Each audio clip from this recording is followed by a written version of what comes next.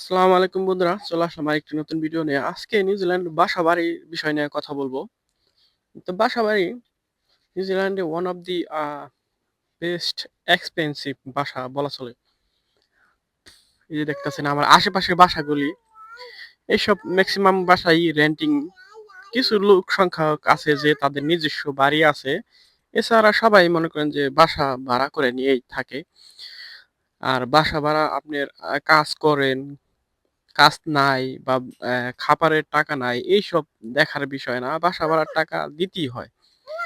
বাসা ভাড়ার টাকা পে করতেই হয়। বাসা ভাড়া ধরেন উইকলি আপনি ধরেন কথার কথা যদি একটা বাসা নিয়ে থাকেন, সিঙ্গেল হলে সমস্যা হয় না। সিঙ্গেল হলে কি কারণে সমস্যা হয় না? সিঙ্গেল হলে ধরেন আপনি একা কারো বাসায় সাবলেট থাকলেন, বলতে কারোর সাথে শেয়ার থাকলেন। আরেকটা বিষয়, আমরা সিঙ্গাপুরে যখন ছিলাম তখন আমরা ওই শেয়ারে থাকতাম অনেকের সাথে। একটা বাসায় কোম্পানিতে বাসা দিত, ওই বাসার মধ্যে ১০ জন, ১১ জন, ১২ জন করে থাকতাম।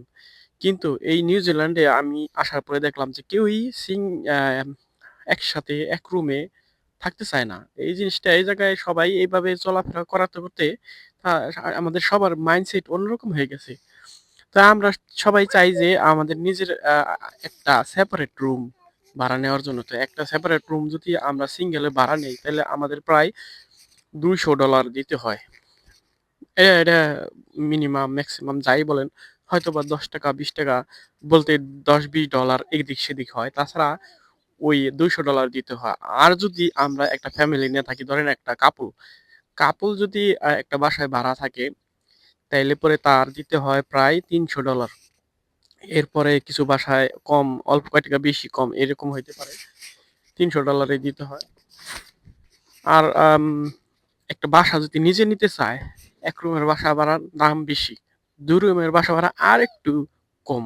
বলতে আম, এক রুমের বাসা ভাড়া ভালো বাসা ভাড়া, 3 রুমের বাসা ভাড়া আর একটু কম। কিন্তু কথা হলো যে 3 রুমের বাসা ভাড়া নিলে পরে কিছু সময় ওই আমরা যে ভাড়া দেই, যেমন আমি একটা বাসা ভাড়া নিছি, ওটার মধ্যে ওই ব্যাচেলার ভাড়া দেই বা অন্য একটা কাপল ভাড়া দেই, এরকম যদি না থাকে তখন সমস্যা হয়ে যায়। তখন কি হয়, ওই নিজের সম্পূর্ণ ভাড়াটা নিজে টানতে হয়। ওই যা কাজ করা হয়, যদি একটা কাজ ভালো থাকে, ওই যা কাজ করা হয় না, ওই কাজের টাকা সব বাসা ভাড়ার দিকে চইলা যায়। আরেকটা বিষয় হলো এই জায়গায় আমাদের ইনকাম, যদি কাজ থাকে ভালো ইনকাম হয়, কিন্তু ওই বাসা ভাড়া খাবার দাবার খাওয়ার পরে তেমন একটা টাকা সেভ হয় না।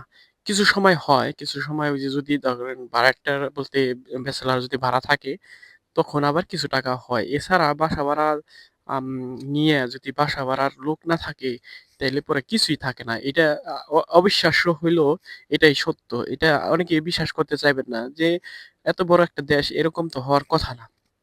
আরেকটা বিষয় হলো, দূর থেকে অনেক কিছুই অনেক চিন্তা ভাবনা করা যায় যে ওই দেশে অনেক টাকা ইনকাম হয়। আম খরচের বিষয় কিন্তু আমরা চিন্তা করি না। ১ম এ চিন্তা করি যে আমরা মাসে বা সপ্তাহে এত টাকা ইনকাম, আল্লাহ! তখন আমাদের মনে হয় যে না, এই জায়গায় যাইতে পারলে অনেক কিছু করতে পারতাম। কিন্তু এই খরচের বিষয় কেউ চিন্তা করে না। খরচের বিষয় যদি চিন্তা করতো না, তাইলে ওই চিন্তা করতো যে আমার কাছে ৳২০,০০,০০০ টাকা আছে, বাংলা টাকা ৳২০,০০,০০০ আছে, তখন আমি ওই বাংলাদেশে কিছু একটা করার চিন্তা ভাবনা করি। এই চিন্তা ভাবনা করতো। কিন্তু আমরা এটা করি না। আমরা এই খরচের চিন্তা না কইরাই ঝুঁকি নিয়ে ফেলাই। প্রায় অনেক টাকা খরচ করে এখানে আইসা পড়ি। তো আশা করি বুঝতে পারছেন বাসা ভাড়ার বিষয় নিয়ে। অন্য কারো অন্য বিষয়ে জানা থাকলে অবশ্যই কমেন্ট করে জানাবেন।